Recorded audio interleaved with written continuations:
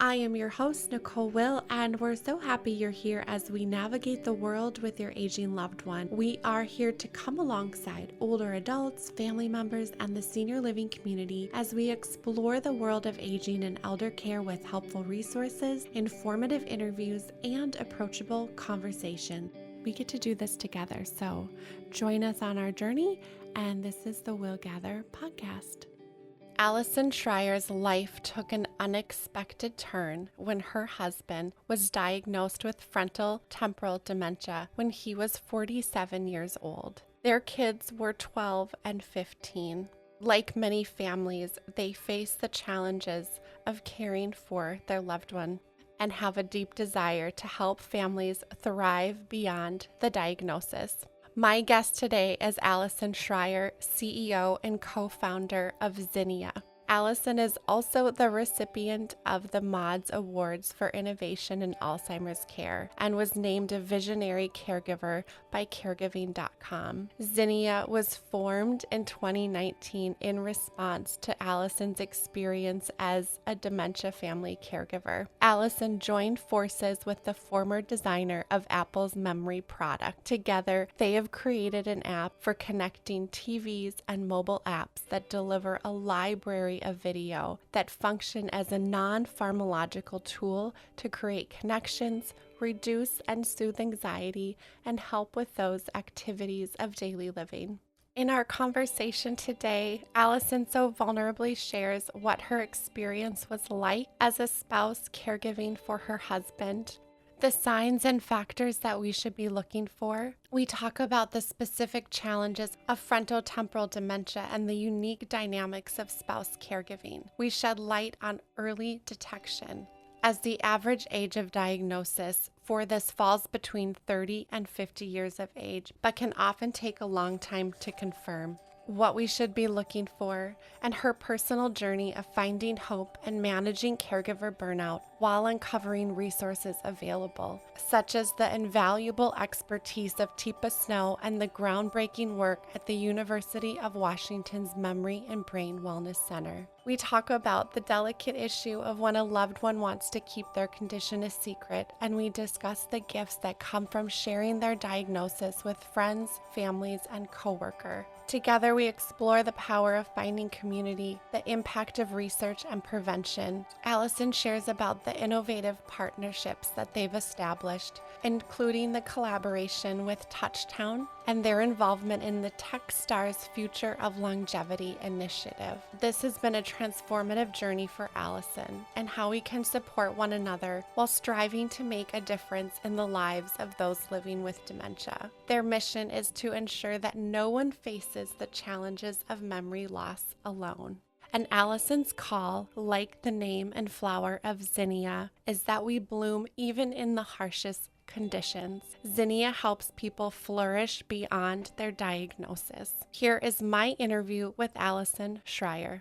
Hi, Allyson. Thank you for being here with me. How are you today? I am great, and it's a pleasure to be here with you. We had the opportunity to be connected and have some conversation, and I know we both had a heart for wanting to share this message of hope within hard times and also giving people information. So thank you for your vulnerability and your story and sharing your story. And then not only that, but then coming up with an incredible platform that supports those family caregivers. So thank you. My pleasure. I would love for you to tell us more about your story, how this came to be, how Zinnia TV came to be, and also you have quite the journey. And today we're going to be talking about frontotemporal dementia, spouse caregiving, early detection, all of those things that have played such a big part in your life. Yeah. Well, I guess I can just kind of launch and just give you a little bit of the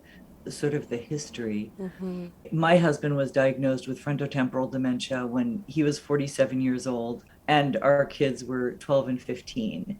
So most people's reaction to that is, oh my God, that's so young. And it is so young. But with FTD, the average age of diagnosis is between like 30 and 50. So it is young, but it's typical for that particular disease.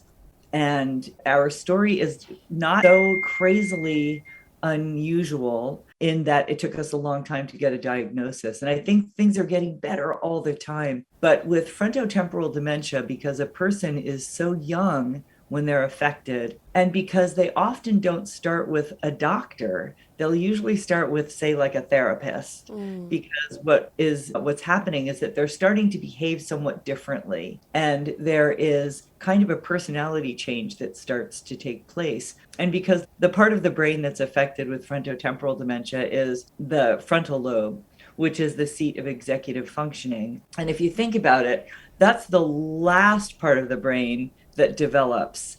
And so in young men, especially, that part of the brain is not fully developed until they're in their mid to late 20s, right? Wow. And so what happens with frontotemporal dementia is, in my husband's case, and I think it's pretty typical, is that he starts having behaviors that are much like how he would have been before that part of his brain was developed. And so his presentation is that he just started acting kind of like a teenager, didn't really want to do his chores, wanted to spend his time playing computer games, got kind of obsessive about the things that he loved, and stopped loving the things that had once been very important to him. So, for instance, when he was a teenager, he was crazy about Dungeons and Dragons. And suddenly he started getting way into Dungeons and Dragons.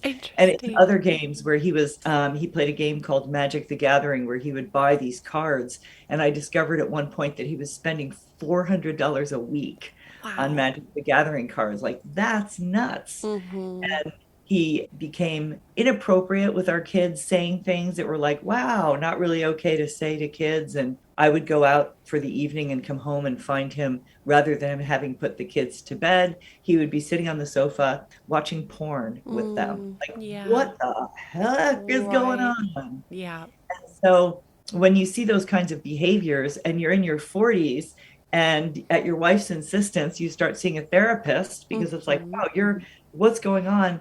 And he went to a psychiatrist, but they're not looking at dementia. They're looking at this person who is having these behavior issues. There's no memory changes, right? There's no wayfinding changes, which would be typical of Alzheimer's disease, which is far more common. So what happened in our case is that he was diagnosed with adult onset ADD. Interesting. I don't even know if that's real, but we lived with that diagnosis for 6 years while we started seeing other therapists, because they were giving him medication. The psychiatrist gave him medication to work on his ADD. They were also treating him for depression, because, like, wow, it's pretty depressing to me, because he lost his job. Yeah. Like, because he was working at Microsoft and he would spend most of his time playing foosball. You know, he didn't show up for meetings. Yeah. So anyway, Lots of change. Yeah. He even went through a full neuropsych evaluation and went to a neurologist. We had an MRI done. And the issue that we ran into is that a neurologist who's not really trained to look for dementia, when they look at a scan, they're more focused on what is there that shouldn't be, like a tumor, than what isn't there that should be, like brain size. And so the MRI that he had done in 2009, which resulted in the neurologist coming out and patting him on the shoulder and saying, well, pal, I don't know what to tell you, because your brain is fine. So, sucks to be you. That was basically the diagnosis. When we showed that same MRI to dementia specialists after my husband was finally diagnosed, they looked at it and just shook their heads, and they were like, wow, yeah, it's pretty clear that there's stuff going on here. But fascinating that two neurologists, the different yeah. So the things that I recommend to families is that if personality changes aren't normal. So if you're noticing somebody with those kinds of behaviors where they're having sort of more of a dull affect, not participating in conversations the way that they used to, losing interest in things that they used to love, having obsessive behaviors, becoming sort of narcissistic. In my husband's case, like, he didn't really care that he was driving me crazy.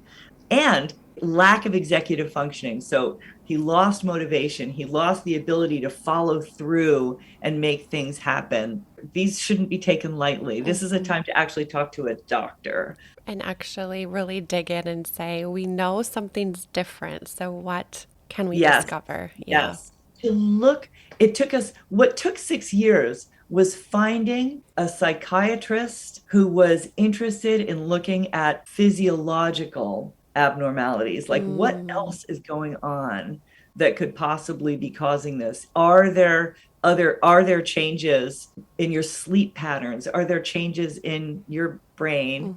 And so when we finally found this particular psychiatrist, which was the result of me finally going to a therapist, because I didn't know if I could stay married. Yeah. And I really wanted to stay married. I loved my husband.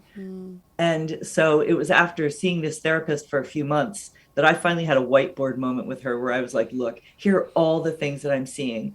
And I can't believe that this is ADD. Like, there's something else going on.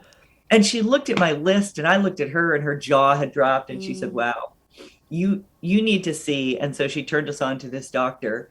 My husband and I went to that doctor, and after interviewing both of us, she called me up and she said, I need to see just you. So I came in and she was like, yeah, it's not ADD. And so she gave us a list of steps. We're going to look at this, we're going to look at that, we're going to look at the other thing, and so that led us down the correct path. But things that hadn't been looked at but that should have been is like, what are his B12 levels? Yeah. Because that can be a problem. Yeah. What is his sleep like? Because that can be a problem. So all of these things that could possibly contribute had not been looked at. So I'm so glad that you found that doctor that could actually give you the insight. I am too. Because Yeah. you know what, Nicole? Where I was operating was in a place of just anger, just so angry all the time because, dude, like other people have ADD, they take their meds and they get on with life. Yeah. Like, you're not even interested in getting better. And so what happened in my case is that anger was replaced by sadness. And I'll take sadness any day, because sadness doesn't need to be assigned to a person. Yeah. Right? Anger is assigned to a person. And it's really not healthy to be angry at the person you love most in the world. Yeah. And that you're living with and doing life with. Yeah. Yeah. But to be able to recognize that his behaviors weren't intentional, they weren't willful. Back then, at that time, my job was that I was writing. And so I had this roll of white paper that was like 3 feet wide. And I would roll out these big pieces of paper and tack them to my wall. And that's where I do like my storyboarding. So I took one of those giant rolls of paper, like 8 feet long, 3 feet wide, and I tacked it to the wall. And in great big letters, I wrote, he's doing the best he can. And when he would get to a point where his behaviors were so exasperating for me, I would be like, okay, I need a minute with the paper. I need a minute with the message. I need to meditate on this right now. Yeah, and just like go to a place of forgiveness. And so I think that some of the most important things that I did for myself is, number one, I became educated. I reached out to the Association for Frontotemporal Dementia. They turned me on to great resources. We participated in not a clinical trial, but in research that was being conducted at the University of California, San Francisco. And that was amazing. And every 6 months we would go down for as long as he was able to travel. Every 6 months we would go down and they would do new scans and they would run him through a battery of tests. And they also focused on me and helping me understand not just what is this disorder, but how do I take care of not just him, but also take care of myself. Yeah. So some of the things that I'm really focused on these days are like caregiver health, right? Like 30% of family caregivers for people with dementia report that they are watching their own health decline. 60% report that their stress is being either high or very high. 40% struggle with depression.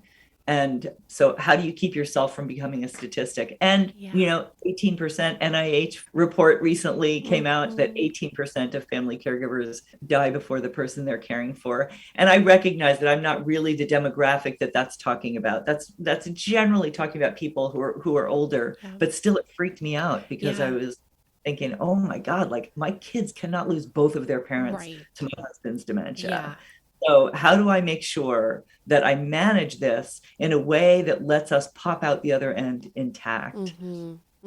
How do you Yeah. do that?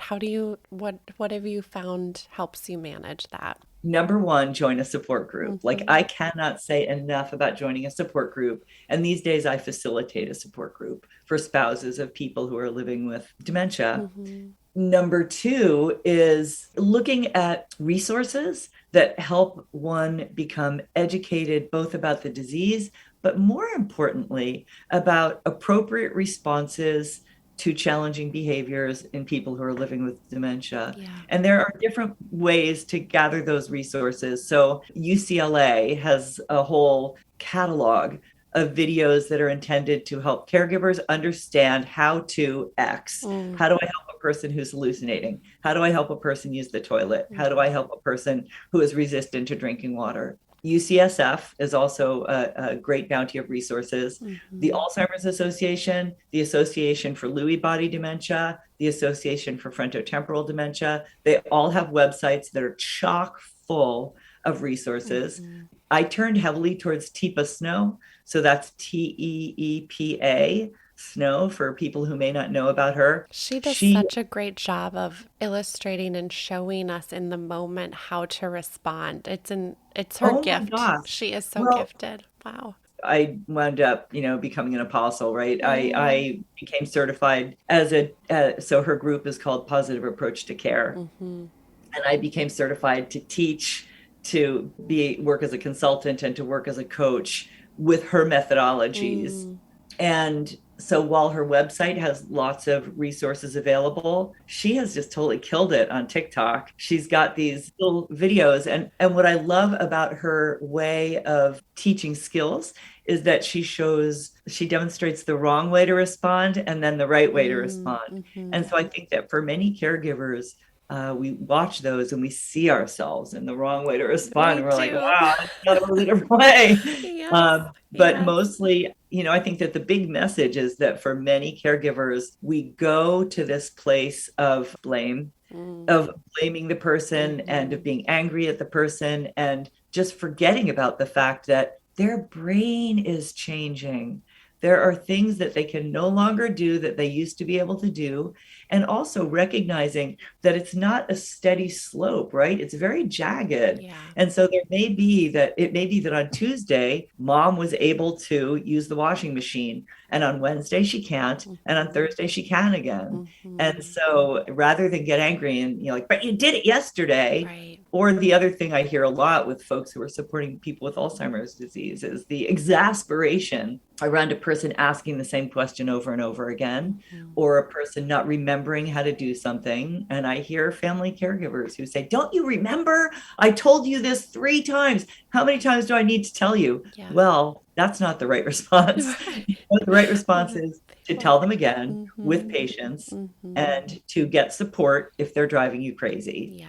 And that support could be in the way of meditation. It could be in the support of going out for a walk, or it could be that you bring somebody in, if you can afford to do so, Yeah. to take care of your loved one for a few hours to give yourselves little breaks. Mhm. So that self-care piece is really huge. It is. Yeah. And I remember when we had our conversation too, that there was someone you had interact with that was so negative, like right after you found that diagnosis, and you chose that it was not going to be your story, and to find the humor, because it is so almost we're in disbelief in that moment that you have to go to how do we choose the funny side in some of those really hard moments. I agree with that. When my husband was getting frustrated with technology, which is the biggest thing, because I mean, he had been like a rock star software engineer Wow. and now had trouble even using his phone, or he'd have trouble with his computer games and would rely on the kids to come help him. But then he'd get angry that they could do it and he couldn't do it and he would scream. Those times were there was nothing humorous, No, right? Like, no, there was absolutely nothing not. we could do to lighten Yep. those things. Although I realize now that what I would have done differently if I had understood more is I would have used these 2 steps: reflection and validation. Mm. And the reflection is, oh my God, your computer games are not working the way they're supposed to work. I can see why this is so frustrating for you. It Mm. would frustrate me too. Oh, I love you. I love you. I love you. That would have helped. But back to the humor piece, though, like I would go to the farmer's market and come home with a big bowl of just like beautiful peaches and or bag of beautiful peaches, set them in a bowl and leave the room. And I'd come back and he would have taken one bite out of each peach. Oh man. Right. And so there's this, I'd be like, what are you doing? Oh, no. But instead, I just would laugh and say, oh my goodness, you needed to test every single peach. Yeah. You're such a funny guy. And he would start laughing and I would laugh. And it Mhm. was the only way to deal with Mm. those things. Because you know Mhm. what? People with dementia are still capable of feeling shame. Yeah. We do not want to bring people to a place of Mhm. shame. Yeah, it's the part of the brain too where, and I think, Tipa does such a great job of speaking to that as well. It's that they might not be able to really accurately depict what we're saying with our words, but they can feel the emotion behind what we're saying and the intention. And so how we translate that. Yeah, Yeah. yeah, yeah, yeah. We used to have this, well, we still have it in our family. Sometimes somebody will say something and the response will be kind of sharp. And there's this sort of implied, you idiot, that's left off the end of the sentence, but you feel it. Mm-hmm. And so we will call each other on it like, oh, I felt your implied, you idiot. Yeah. What do you really want to say to me? Right, right. And so I was very conscious when supporting my husband. Once I had a better sense of like how to be and Mm-hmm. not be, Mm-hmm. I was really cautious about making sure that the emotion that was coming through was love and acceptance. Yeah. Are there different types of FTD, or is it that is the form that it lives in? I know Yeah, there's different, there, obviously, types of dementia in that, but what does that look yeah. like? So the variant that my husband had was something called behavioral variant. Okay. And that variant starts with behaviors, Mm-hmm. and then the person becomes kind of aphasic, meaning, right, they start losing language. So my husband went nonverbal like about 2 years after his diagnosis. Some people start with the aphasia piece Mm. and then their behaviors start to change. So there is that interesting difference. And I had a very interesting conversation with one of the neurologists who my husband don't it was his intention to donate his brain to Mm. research, and so Mm-hmm. he did that. And I had a conversation with one of the doctors on the team that explored his brain. And what they explained to me, two things that I found kind of interesting. One is that they also found Alzheimer's pathology in his brain. Mm. And they said, but there was so little of it that in his lifetime, it probably would never have actually presented as changes. Right. They also, we talked about this language piece because for people who are living with Alzheimer's disease, there's also often this piece where they lose the ability to speak. And you hear people starting to speak in this sort of like gobbledygook kind of way. And where, of course, if I can't understand what somebody's saying, instead of trying to respond to their words, I respond to their emotion. Mm-hmm. But in my husband's case, he stopped speaking, but every now and then he would speak and it would be completely intelligible. So, for instance, there was this crazy thing that happened one morning. He had been nonverbal for a few years. And then one morning he woke up and he looked at me and he said, Caesar won the Battle of Aluja by forming his troops into a tactical donut. And I looked Wow. at him and I said, say that again, say that again. And he was like, Oh. not saying a thing. And so Mm. I looked it up, and sure enough, my husband had really been big into how different battles were won and Mm. the tactics around different kinds of war systems. Mm-hmm. Anyway, so sure enough, Caesar did win the Battle of No way. Aluja by forming his troops into a tactical donut. But what I thought was so hilarious is like, okay, so if you're going to say one sentence in Mm-hmm. 4 years, it's not going to be, I love you, thanks for Right. taking good care of me. No. Uh, did you laugh or cry in that moment? I don't know. I laughed Yeah. out loud. Mm-hmm. But anyway, back to the reporting with the Mm-hmm. doctor. Mm-hmm. So I shared this story with him and I said, I was surprised, that given that aphasia causes this inability to speak, And he said, with people with frontotemporal dementia, it's more like they lose the desire to speak than they lose the ability to speak. So I thought that was kind of That is fascinating. fascinating. Yeah, because you would think it would be the other way around, right? Right. Yeah. Yeah. We have a mutual friend, and I was interviewing Kitty Norton on Monday. You too. Oh, I just would have loved to also been on that patio with you both, but she is a documentary filmmaker, and her Yes. film is Wine, Women, and Dementia. And I was able to see a screening of the film. And when I saw you there, I just, oh gosh, your ability to share the good, the hard, the laughter, and that you guys found each other. And, she was. Yeah. How did you connect with Kitty in the first place? So I had found her blog, Stumped Town Dementia, and I rarely go down a rabbit hole, an internet rabbit hole. I'm pretty good at being like, no, I Yeah. got a million things to do. I cannot spend time Mm-hmm. looking at better ways to put on my makeup. But anyway, Mm-hmm. so I found hers and I just was gone. I just was like looking at post after post after post. I thought her videos were absolutely brilliant. Yeah. And so I wrote to her and I think all I wrote was I love you. Oh, so, you do. We love her. I mean, she just is. Her Yeah. And ability so to she was like, be. I'm hooked. Yeah. Anybody who loves me, I'm gonna love them back. So we started this dialogue and we were just and what I really appreciated was her humor Mm, and her ability to stay on top of the despair yeah. by embracing what is there in this situation that is actually beautiful Mm-hmm. and what is there in this situation that would have made my mom laugh. Like if my mom was watching my mom, she Mm-hmm. would laugh her ass off. Yeah. And so how do we go to that place and like keep that place alive inside of Mm-hmm. us? And so when she then reached out and asked if I would participate in the documentary, I said, oh my God, yes, I would be Yes. honored to do that. Yes. And that's where I saw that bond with the both of you, in that you both were saying, this will not be my story, in the sense of I will not be in despair. I can be Yeah. really honest about my really hard emotions, that this sucks.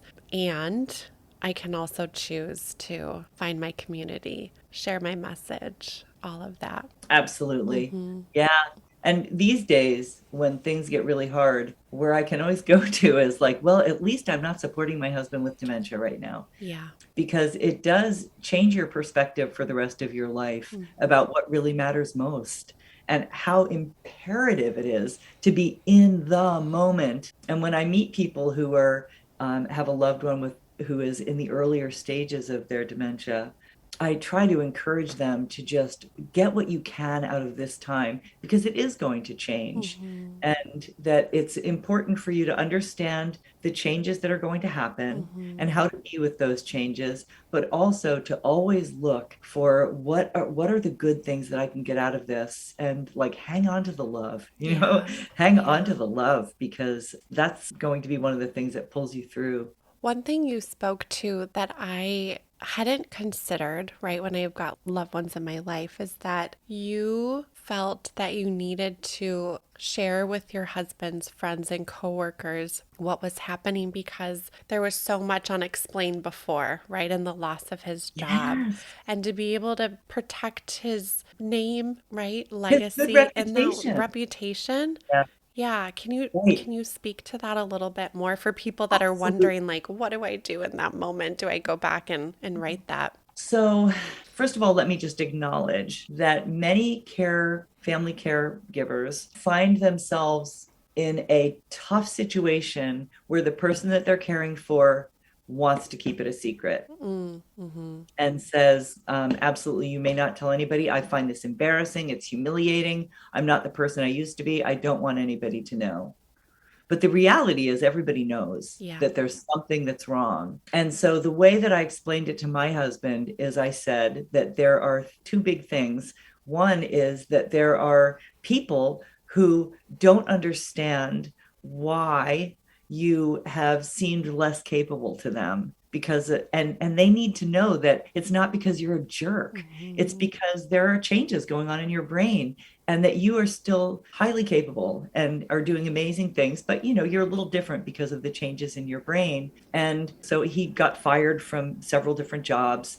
And I said, I want them to know that you are still the amazing, brilliant person that you have always been. But there are some things that you do differently because of what's going on in your brain, and that it's not your fault, and that you're not willfully acting differently. And the other thing is, I recognize that we as a family are going to need some support. So I need to have our community get behind us and help us.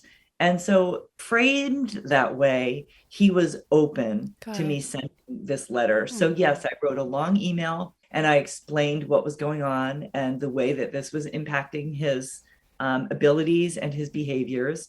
And I explained all of the things that were still wonderful about him. I explained some of the changes that I knew would be happening over the next few years, and that I, who am loath to ask anybody for help, recognize that I'm going to need help. And these are the kinds of things I'm going to need help with. Yeah.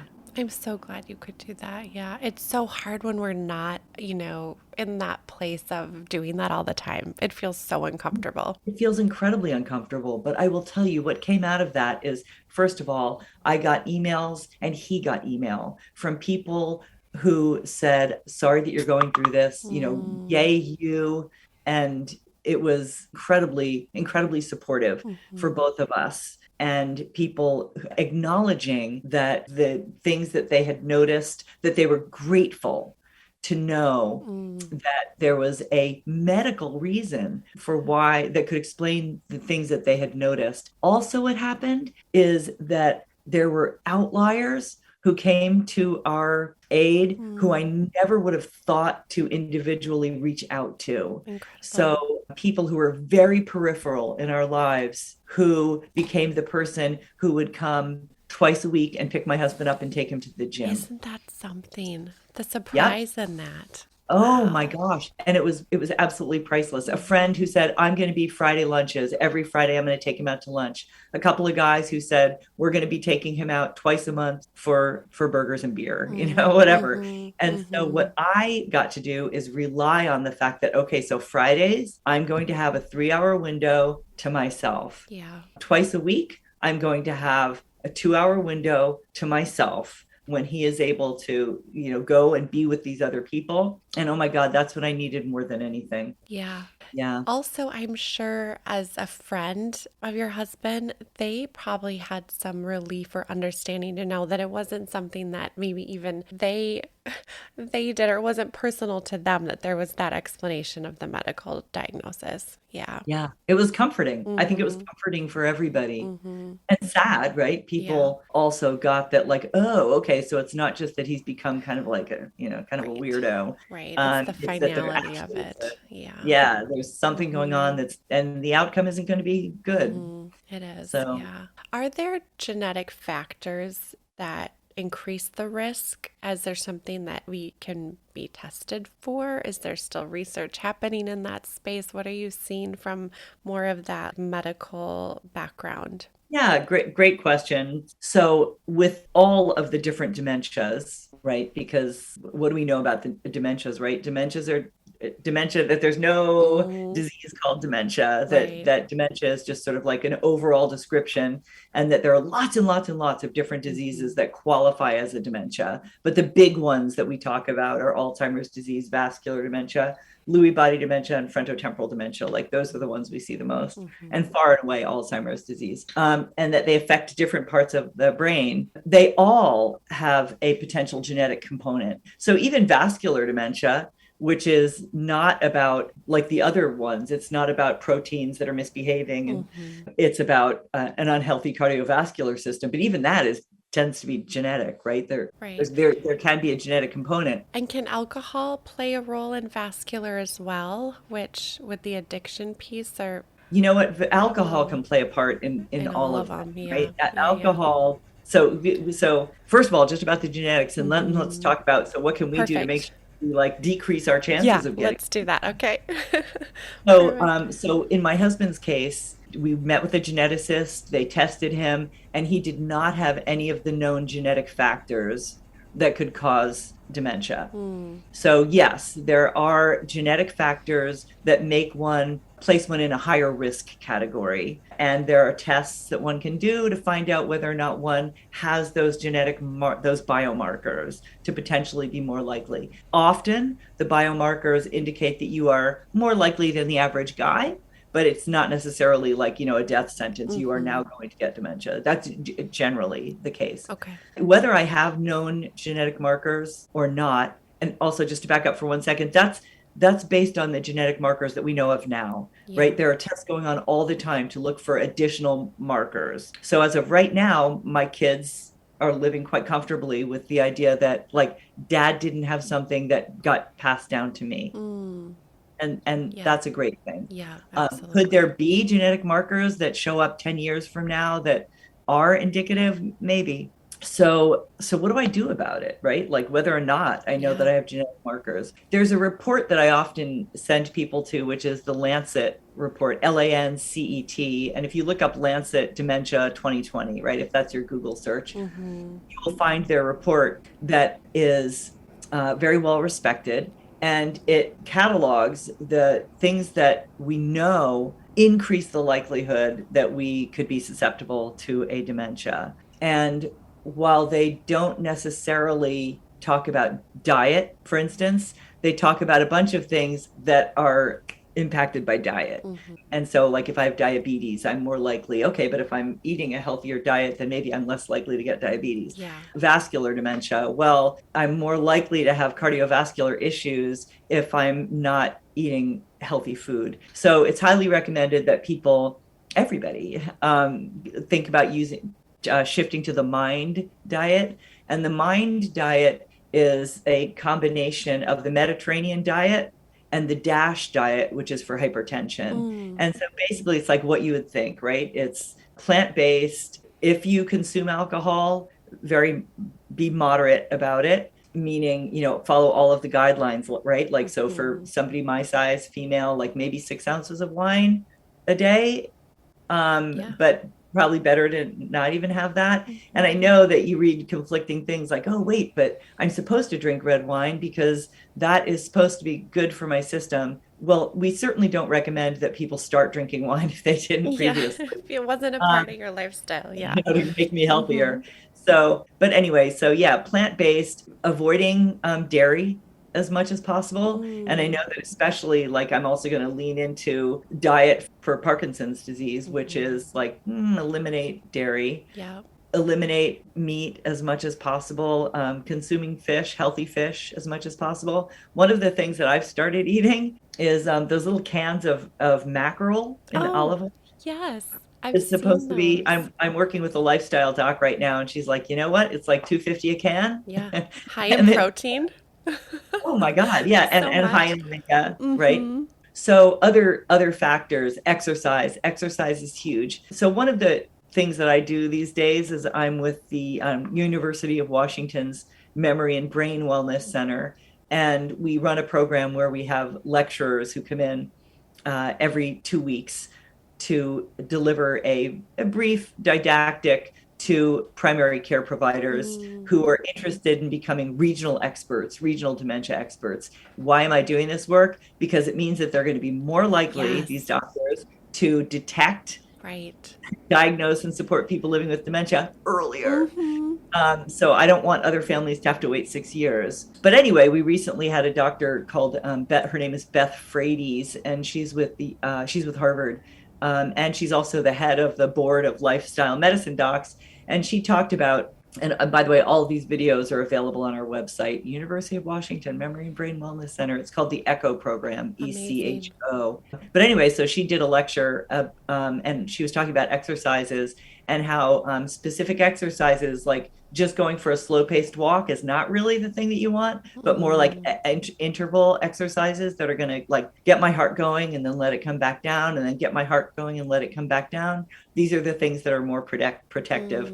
And sleep is a big issue. And this is always so hard for people to hear because a lot of people don't really sleep that well.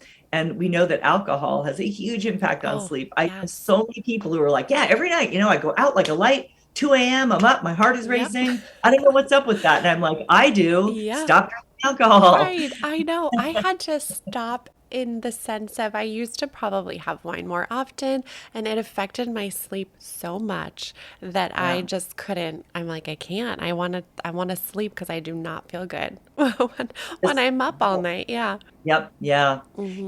What we know right now, Nicole, is that 30 to 40% of people who have a diagnosis of some form of dementia probably have something that was preventable. Mm, Now, certainly with vascular dementia, you can understand that a lot more because that really, like, changing to more exercise and a healthy diet yeah. definitely diminishes Yeah. my likelihood. But it's across all of the dementias. Exercise, diet, huge. Hmm. And that sleep piece, we know that when I'm sleeping is when my brain kind of repairs itself. And so if I'm not getting enough sleep and the right kind of sleep, Hmm. um, that has negative It consequences. does. Yeah. And I say this as a person who, like, I struggle sleep, Yes. whether or not I've had alcohol. Yeah.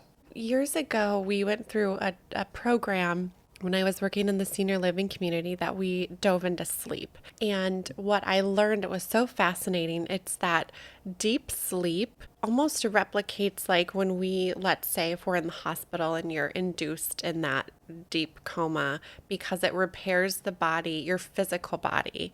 And then the REM sleep repairs your mental health and your emotional body, let's say.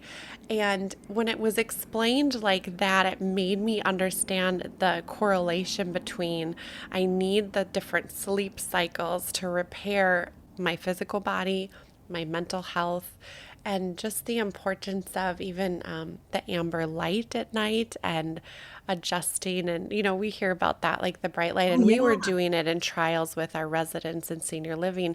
If we're going in and we need to help them with the restroom, how are we optimizing their ability to fall back asleep more easily and get the rest because it affects every other part of our Oh my God, well-being. absolutely. Hmm. Yeah, if I have to walk across a cold floor in my bare feet and turn on a bright light, Yep. whoa, And it's that, fluorescent, and all of a sudden yep, now I can't go yep, back to sleep. Yeah. not Yeah. ideal. Yeah. I believe that my husband's brain was deeply impacted by lack of sleep, and here is Mm, why.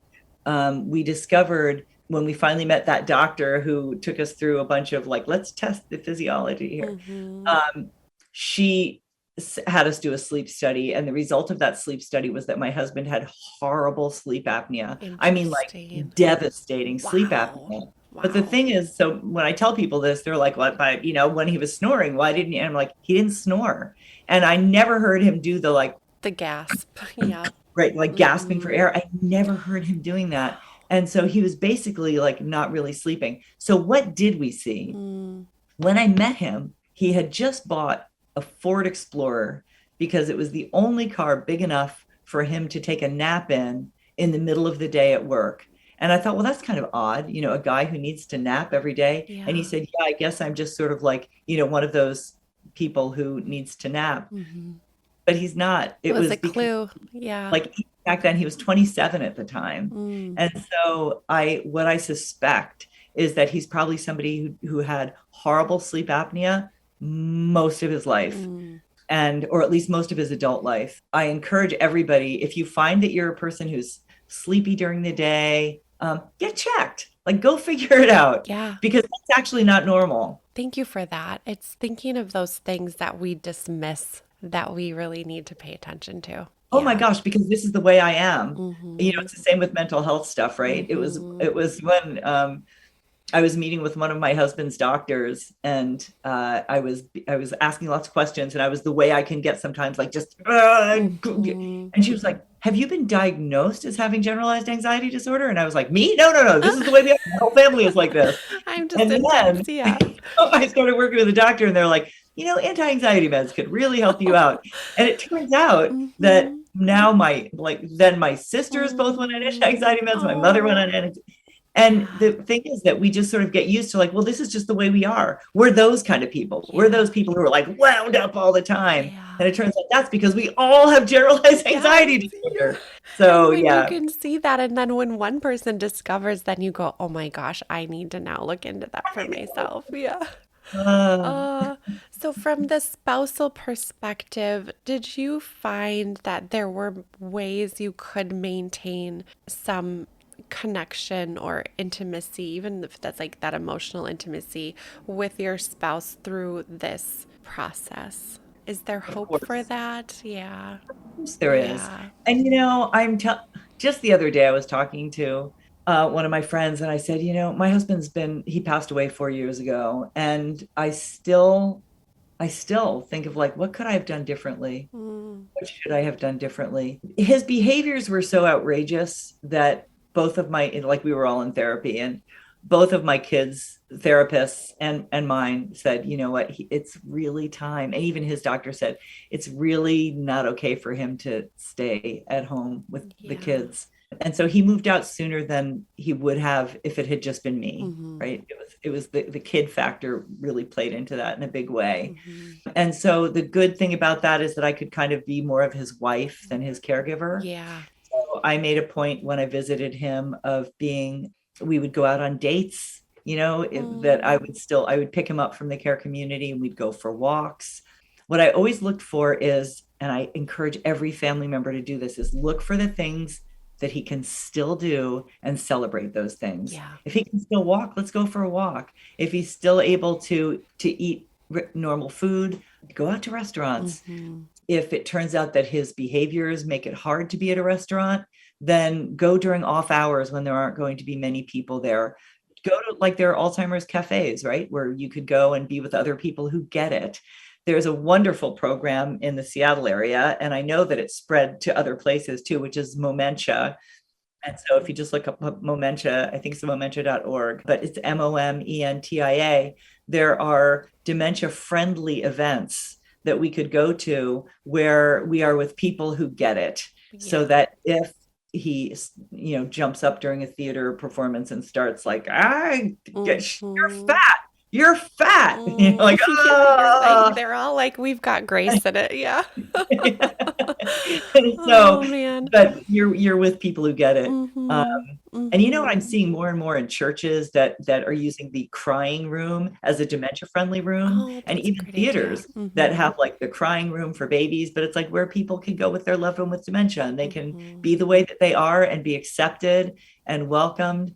And I think that really, again, going to that place of loving who you were, because that's who I fell in love with, Yeah. and recognizing that that core is absolutely still there, Mm-hmm. and Mm-hmm. just going to that place, and also recognizing that this person still loves me deeply, even though they're not necessarily able to show it in ways that they used to show it. Yeah. So Hanging really, on to that. hang on to that Yeah. and try to make life as normal as possible. Mm-hmm. We would still go to the zoo. He loved the zoo. We'd go for walks at the zoo. When he could no longer walk, I would take him there in a wheelchair. Yeah. Yeah. Thank you. That is a really, just I think for people to hear that there are those ways to do that is so Oh, helpful. yeah. Yeah. Yeah. Yeah. And if you need a break, sometimes I eventually got to a point where I had a friend, and I know a lot of people are like, but how do you bring somebody into the home? My husband doesn't want a babysitter. Mm-hmm. I never painted it as a babysitter. I would make it all about me. I would be like, oh man, I'm so busy. I'm just like, I feel like I just don't even have time these days to get dinner ready. You know what, though? My friend is going to come in and she's going to like do the dinner prep. Are you cool with that? And he would say, yeah, you could probably use some help or whatever. Mm-hmm. Mm-hmm. And so either somebody who I hire, who is my friend, or Mm-hmm. somebody who actually is my friend, what they would do is come in and they might start like chopping a carrot or something. And they'd be like, you know what, I'm really kind of bored with this. How about if you and I just go for a walk? And he'd be like, okay. So he That's a wasn't great paying idea. attention to the Yeah. fact that they weren't doing the thing they came there to do, that they were sort of Mm-hmm. focusing on him. He loved it. Mm-hmm. Oh, that's, And it would give me an opportunity to recapture myself yeah. so that I could be more available for Yeah. him. That's a great idea. I know I would visit with a woman and I approached it from, I really need a friend and I've got this lonely part of my day. Can I stop by and can we visit? Because I'm needing that companionship. And she loved that she could help me in finding a friend, and being my friend. And it was just this wonderful way that we could do that, of being creative. Oh my Yeah. God, yes. Yeah. If we think about it, think about how good it feels to help another person. Mm-hmm. And how often when somebody reaches out to us and says, "Oh my God, I need X." And how fabulous it feels to me to be the person who is able to provide that Yeah. and to make a change, to make a difference in someone's day, to make them have a better day. And yet we are all loath to be the one who asks for that help. Right. But really, when we ask someone for help and we give them the opportunity to be the hero, we're helping both of us. Yeah. So I just can't say enough that it's really, really important that we put into the background any feelings that by asking for help, I am showing myself as being vulnerable. Well, I guess we are showing ourselves a little bit as being vulnerable, but by looking at that as a bad thing it's detrimental. It is. Yeah. And we all have that, I believe, that purpose inside of us it gives us purpose, right?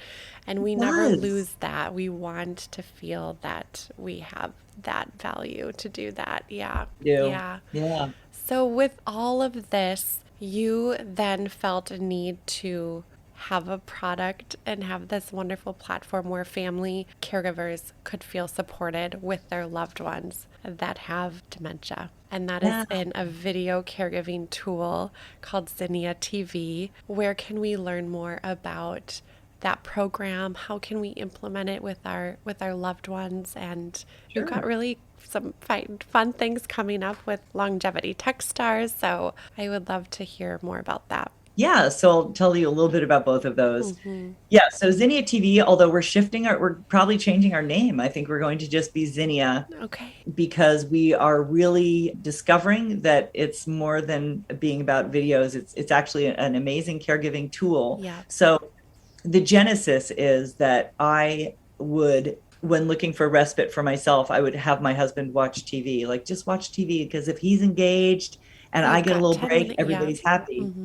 But what I would often find is that regular TV would actually become the problem because he would get agitated, he would get bored, and now I need to deal with that. And so rather than helping me, it actually would sometimes make my life harder. And so I thought, gosh, why isn't there television viewing that is specifically intended for a person who can no longer track a plot, tell fact from fiction, or process, right? Our auditory and visual processing are hammered by dementia. They're slowed way down. And so people with dementia can't track what's, especially when you have audio and visual happening at the same time. And there might be somebody talking across the room and the garbage truck is driving down the street. It's so hard to stay focused. And so I thought, why isn't there something that is specifically intended to be like engaging for and digestible by people living with dementia? I used to use my iPhone. I would make these little videos using Apple's Memories product. And those my husband could really follow because they were like pictures of our dog or pictures of our cat. But I thought, what I want, though, is to also make beautiful short little videos that are slow moving, maybe set to music instead of to speaking. But I want one about hockey, or I want one about skiing, but I don't have those pictures on my phone. So I reached out to a friend who worked at Apple and I said, look, here's what I'm doing with the Memories product. I want to talk to somebody who knows the Memories product about this idea that I have. The person I wound up being put in touch with is a fellow by the name of Frank Lee, and he was actually the designer or on the design team for Apple Memories. Incredible. And so I called him out of the blue. I'm like, hey, you don't know me, but this is... And so he was just thrilled to hear that I was using his tool as a support for people with dementia. And he said, you know what? I recently left Apple. I'm trying to figure out my next gig. So he became my partner. Incredible. I got goosebumps. It was perfect. Like, serendipitous. Yes. Yeah. And so we added a couple of other people, a business person and an amazing visual artist and storyteller. And we now have this library of 200 videos and growing. And some of them are high interest, like we have hockey, right? We have the farm, we have babies, we have dogs, we have cats, bunnies. It goes on and on and on. We have a category that is places, a category that is just for fun, where we have created activities that allow people to feel successful. And everything is really designed to be watched by and with people with mid to late stage dementia. We also have videos that are activity of daily living videos, and they are not so much intended to help me understand how to help a person go to the toilet or get dressed. Right. But what they do is you watch the video with the person before you engage in the activity, and it normalizes it and says, like, this isn't such a bad idea. Like, look, honey, even the kitty cat is drinking water. Everybody's drinking water. Maybe we should drink water. We're moving more strongly in the caregiver support area, and results have been amazing. We're in the middle of a 2-year research project at University of British Columbia with Vancouver General Hospital. And we also conducted a 2-month pilot with one of the largest senior care operators in the United States. And statistics were just overwhelmingly positive in proving out that not only are the videos entertaining and that they lighten the mood and make things sort of like easier for the person who's living with dementia, but they also have been really useful in helping to reduce anxiety when somebody is in a state.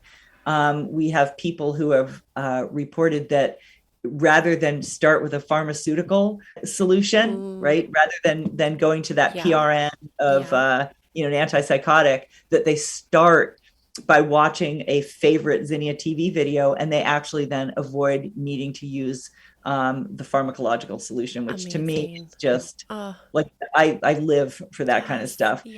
So Zinnia TV, if you just look at and it's Zinnia like the flower, ZINNIA TV.com, and that comes from the fact that I'm a big gardener, and zinnias grow even in just the crappiest soil.